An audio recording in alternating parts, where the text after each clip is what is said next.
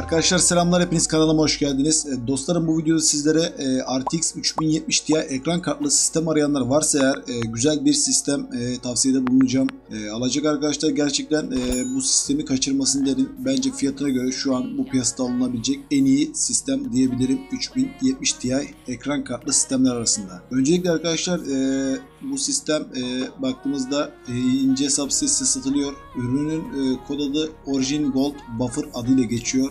Şöyle genel olarak sisteme baktığımda ben inceledim arkadaşlar. Parça kaliteleri bence fiyatına göre güzel, alınabilir.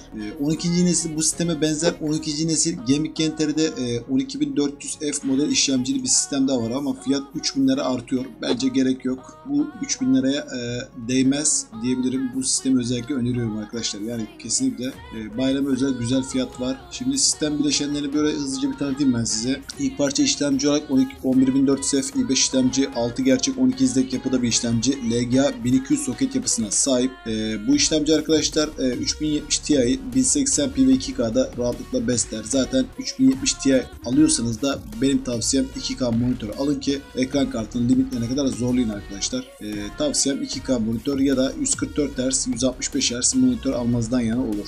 İşlemci olarak i5 11400F geliyor. Olduğu gibi bırakabilirsiniz. Anakart tarafında ise arkadaşlar biliyorsunuz fiyat performans sistemlerde genelde H11 nesil işlemcilere özel H510 chipsetli anakartlar tercih ediliyor. Ben de burada baktığım seçeneklerde en güzel seçim olduğu gibi bırakmakta fayda var. Asus Prime H510M K model anakartını alabilirsiniz. Zaten burada seçili geliyor. Diğer parça RAM tarafında ise arkadaşlar Team Vulkan TUF 16 GB 8x2 3200 MHz SL16 gecikme değerine sahip pasif alüminyum soğutmalı RAM'leri seçilmiş. Olduğu gibi bırakabilirsiniz. Aşağıda 3600 MHz SL19 RAM var. SL19'dan kaybediyor. Bence üstteki RAM'i bırakabilirsiniz. Gereksiz 148'de para vermenin bir anlamı yok. Şimdi arkadaşlar oyuncu sistemin en can alıcı noktası bu ekran kartının soğutmalarını YouTube'da görebilirsiniz. Soğutma ve sıcaklık değerleri gerçekten çok başarılı.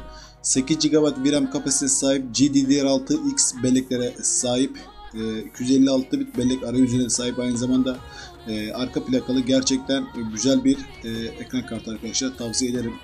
Asus'un TUF kasalarını, TUF ekipmanlarını gerçekten ben beğeniyorum. Bu da bir Phoenix, bir dual bit ekran kartı değil. Asus'un ROG ailesinden sonra gelebilecek en iyi fiyat performans, en kaliteli ürünleri diyebilirim TUF ürünleri için. O yüzden bu ekran kartı güzel arkadaşlar. Gerçekten bu zaten bu sistemi seçmemdeki en büyük sebep bu ekran kartı. Birazdan parçalara detaylı olarak bakacağız. Şimdi SSD tarafında ise Kioxia Xperia 480 GB SATA SSD geliyor. Arkadaşlar dileyenler M.2 SSD alabilir ama yeterli olacaktır. SSD'nin ölüsü bile iş yapıyor. Bu SSD'de 555 MB okuma, 540 MB yazma değerleri bizlere veriyor. Bunu tavsiye ederim. Olduğu gibi bırakmakta fayda var. Diğer seçeneklerde baktığımız zaman Samsung 500 GB 609 lira, hiçbir anlamı yok. Gereksiz para vermenin de anlamı yok. Çünkü para kolay kazanılmıyor. Geçelim diğer parçalara. Burada kasa olarak arkadaşlar zaten bir önceki videoda gösterdiğim gibi orada fiyat 13.799 lira Nova 3060 sistem vardı. Onda da aynı kasa kullanılıyor.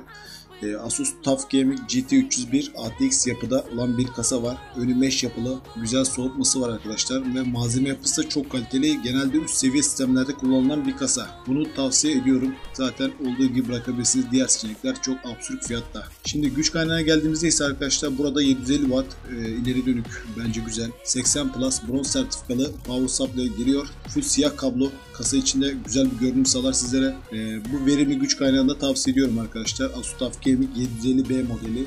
Bunu da olduğu gibi bırakabilirsiniz. Bu sistemin bir güzel yanı arkadaşlar, dahili stok fan da gelmiyor. Bizlere Game Power'ın Skadi model 120 mm adresinde bir RGB'li işlemci soğutucusu var. Sıvı soğutma. Kasa içinde güzel bir görüntü sağlar. Biliyorsunuz tek fanda sıvı soğutucu en baba hava soğutucuları neredeyse eşdeğer diyebilirim. O yüzden sistemimiz çok serin çalışacak işlemcisi. Zaten ekran kartımız da çok güzel soğutuyor. Bu da çok güzel bir seçim, olduğu gibi bırakabilirsiniz. 350 AT Cooling Master'ım var. Bence değmez ya. Gerek yok. Bence güzel olduğu gibi bırakabilirsiniz. Şimdi arkadaşlar sistem bileşenleri bu şekilde. Ekipman isteyenler buradan satın alabilir ama buradan size önerebileceğim şu monitörü önerebilirim. Güzel bir monitör. Aşağıdakinin bir anlamı yok. Yine Full HD 165 Hz, hiçbir şekilde anlamı farklı. Şu üstteki monitörü alabilirsiniz. 144 Hz Premium G-Sync özelliği var. G-Sync ve FreeSync desteği veriyor. Aynı zamanda 2799 lira yanında satın alabilirsiniz monitör ihtiyacı olanlar varsa. Sistemi genel olarak şöyle değerlendirmem gerekirse arkadaşlar, bence 3070 Ti ekran kartlı modeller arasında hem parça kalitesi hem de kullanılan bileşenler bakımından, stabilite bakımından uyumlu bir sistem.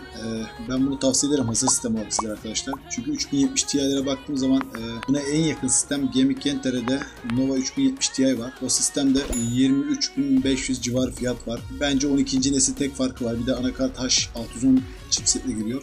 3000'leri vermeye değmez çünkü 11400 F'de 3070 Ti'yi rahatlıkla besleyecek düzeyde güçlü bir işlemci arkadaşlar. Bu gibi arkadaşlar fiyat performans tavsiye sistemlerine haberdar olmak için kanala abone olabilirsiniz. Videomu izlediğiniz için hepinize teşekkür ediyorum. Bir başka videoda görüşmek üzere. Kendinize iyi bakın arkadaşlar.